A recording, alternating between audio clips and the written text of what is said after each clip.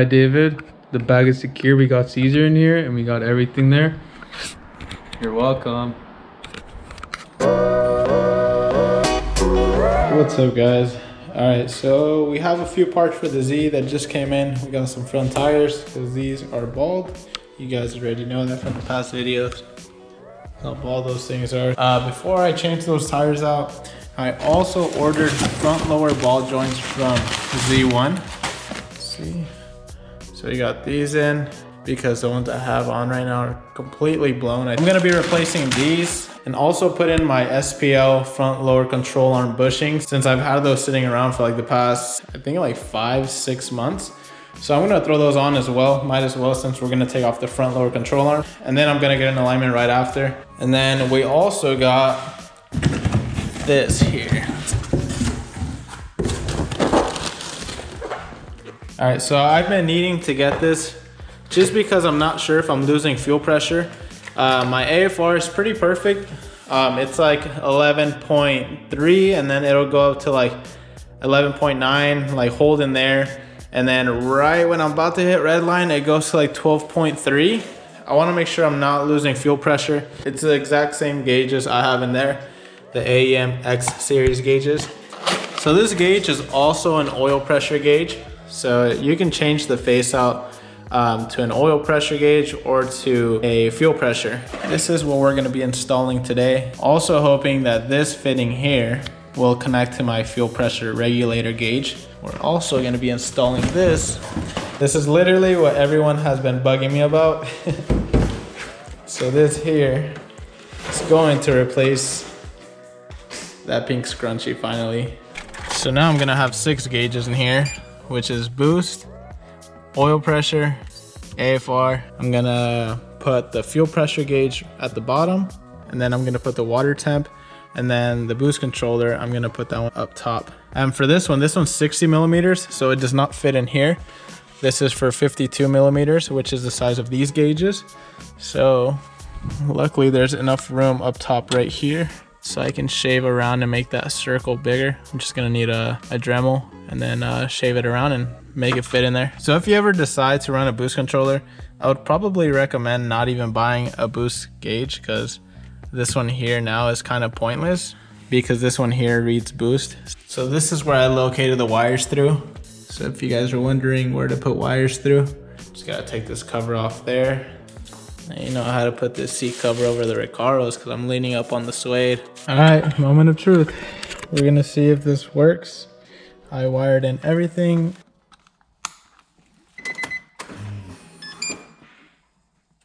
All right, round 2. All right, 3rd time's the charm. All right, so I figured it out. So now I connected it to the cigarette lighter fuse. So I'm guessing when you turn the key, the cigarette lighter should work when you only turn the key once, you know? So we'll see.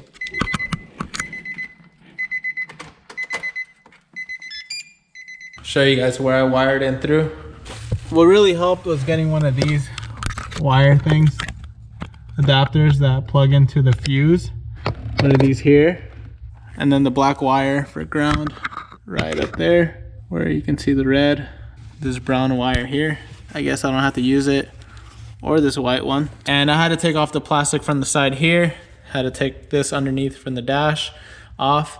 That way I can stick the wires in through, make it a lot easier. Kind of use my finger to push them in through here and then through the pillar. And I'm gonna have to make a hole like this one here for my water temp gauge.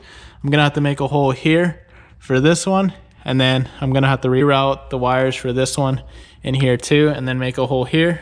And then this piece goes over the OEM one. I thought it replaced this whole OEM A pillar, but it actually just goes over on top, and then you can just 3M it instead of bolting it. I don't want to use screws because that looks kind of ugly.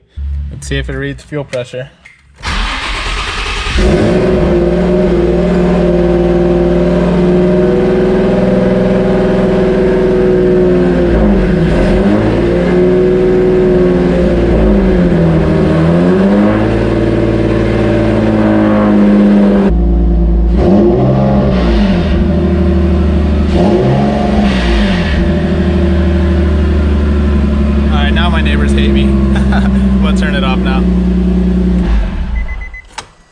right, well, stoked that works. All right, so I just finished installing the fuel pressure gauge. I did some adjustments. I'll show you guys when I get back to the garage. I'm actually on my way to go get my front tires mounted right now. You can see this thing's still dangling and my dash underneath. Just need to get there before 3:30 and it's 3:17 right now. All right, so I went to the store and I got this Dremel here and some 30-pound 3M tape for the gauge pod, and I'm gonna make this hole up here bigger. This is where the boost controller is gonna go. Hopefully it fits here. I haven't even looked at it yet. I'm gonna have to do a lot of shaving into this, so hopefully I can get a really nice clean cut around this and make it work out.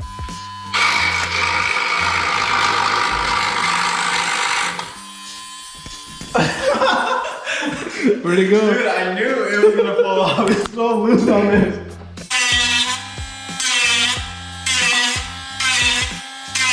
All right, we got the final product. Will it fit? So perfect. Look at that. Ooh, that's perfect. Snug too. Yeah, it's in there. It's not coming out.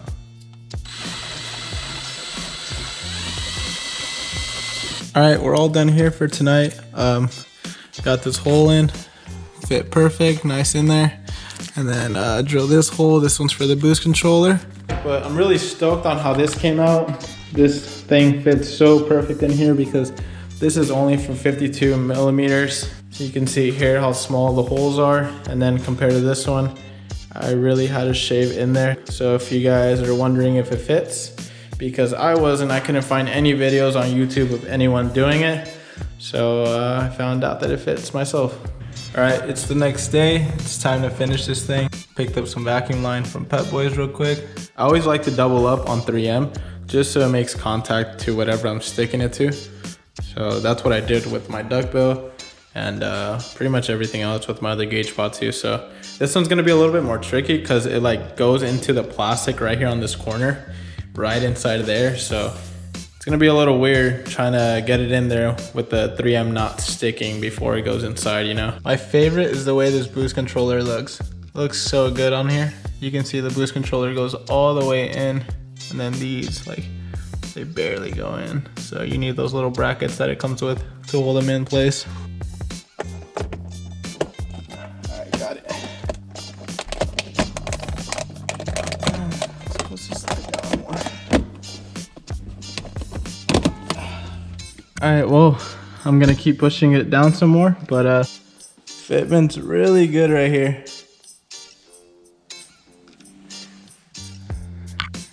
And then there's just this small gap right there. Small gap. Those little things like that still bug me, so see what I'll do about that. But yeah, the fitment's good. You can see it doesn't go any further down. I was trying to push it down more, but you can't.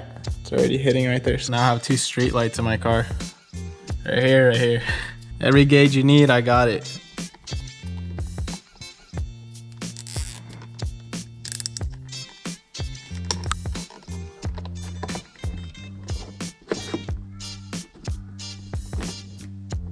Oh, we have a problem. Oh man. So it's hitting the pillar inside because it's got a fat ass body on here. It's like close, you know, it's right there, but at least like half of the body's in there, so there's no way this thing isn't gonna slip out or anything like that. It's never gonna come out. There's like it probably goes all the way to here, at least to here. That's the only issue I ran into. You have to cut the A-pillar inside. I really don't want to take this plastic piece off again because it's stuck with 3M. And putting 3M on that thing took like at least like 45 minutes, putting it all the way around perfectly. But these gauges, these fit perfect. Now I know why the body on the gauges are so small on these compared to a boost controller. But when I'm driving, I'm never gonna see it like that. So it, like, from here, it looks clean. It looks perfect. All right. Hold up. Dude, don't tell me. Wait, why aren't these on? None of my other gauges are on that used to be connected. Well, it's gotta be something with the wiring. Something moved, obviously something down here. Because I didn't hook these gauges up, my friend did when my car was at the shop getting the turbo installed, so I'm not sure how these are wired up. It's been about an hour. Please turn on. Ah! Wait, what's on my boost controller now? The only gauge that works is literally the one I installed. It's gonna drive me nuts, bro. Well, I gave up. I couldn't figure out why these 4 aren't turning on, but my fuel pressure gauge is working, the one I installed, and the boost controller. So at least I have boost and at least I have fuel pressure. But I need my AFR too, at least that, but it looks sick though.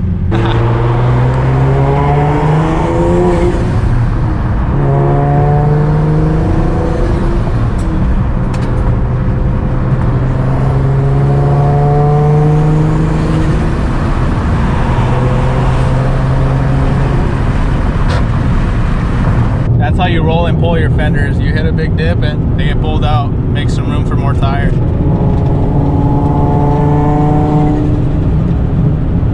It's nice because boost is like right in front of your face right here, so you can see perfect. And then like the fuel pressure too is so good. I wish the AFR was down below by the fuel pressure. For those that always zoom into my my boost gauge way over here, you guys can just see it right up front. I know you guys be creeping on my gauge, trying to see how many pounds of boost I'm pushing.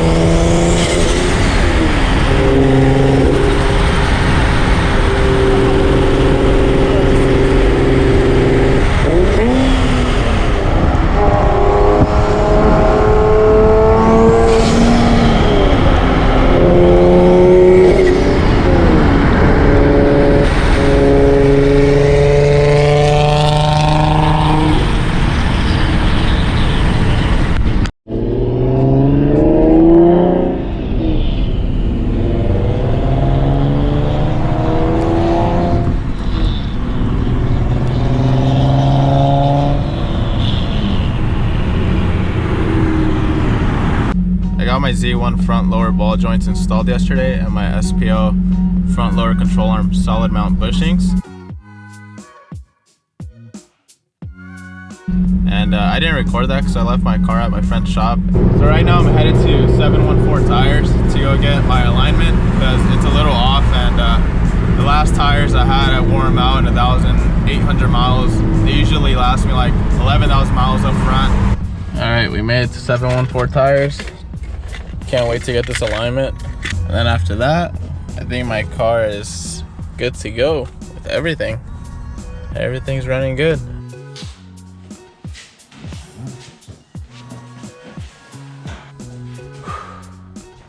That's gonna make it a lot easier working in here. I'm gonna try to figure this out today. Now I'm not stopping till I do. Man, it's dirty right here. Ooh, some money. That's a whole ass dollar. Look at that. The cage looks sick without the seat back here. Hopefully we can get those 4 gauges to turn on. Oh man, I need a pillow. This is so much better than the other day. Woo! So there's all these wires here. With all these wires, maybe something got disconnected. If I find anything, I'll pick up the camera and then I'll let you guys know right now. Good news. I found out what it is. I had to use my phone like this so I can see if my gauge turns on. I don't know how in the world this even happened here. These 4 red wires are 2 of my gauges that won't turn on, and they all go into the fuse box here with this thing. And then this one here, this one is for my boost controller, so it's tapped into that wire with all of these gauges. I don't know how or what happened, but so this here was black wire tape. And then so are all of these black wires, the ground for all those gauges. Anyways, I got these black wires here, and then I just tapped it onto, you know, any surface where I could get ground from right here. And it starts sparking and all of my gauges turned on. So that's good news. So I found out what's wrong. There is no ground. I'm not sure how that happened, but you know, I was under here messing with the wires, installing the other gauge, and I probably yanked it out or something from whatever was connected with this one. Oh, Jesus. Not gonna lie, it's pretty comfy down there. Boom, perfect. All my gauges are lit up. Oh my God.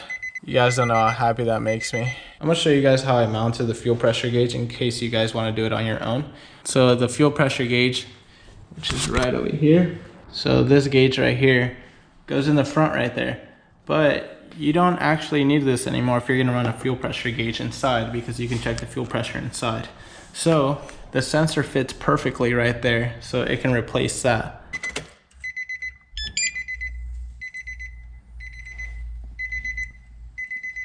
If you guys want to keep up with more content of the Z, subscribe down below. If you guys enjoyed this video, give it a thumbs up. I appreciate you guys for watching. I'll see you guys in the next video.